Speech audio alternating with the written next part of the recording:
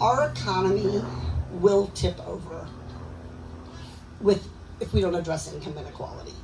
I mean, this is what every student of history will tell you about every economy. Our politics will tip over, our democracy will tip over, and our economy will tip over if we don't address it.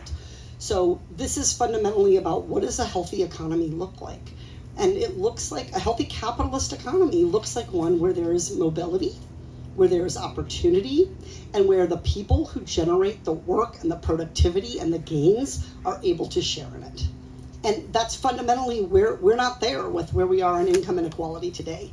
The tough part, of course, is what do you do about it once you've got it, right? So I think we need a two-pronged approach here.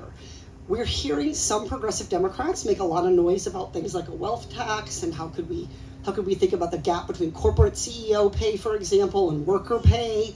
I think that's important, but we also have to address the forward-going piece of it.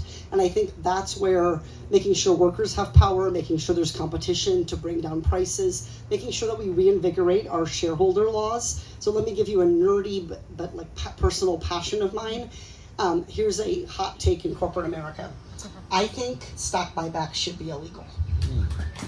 And by the way, lest you think I'm a lunatic, they were for most of our country's history.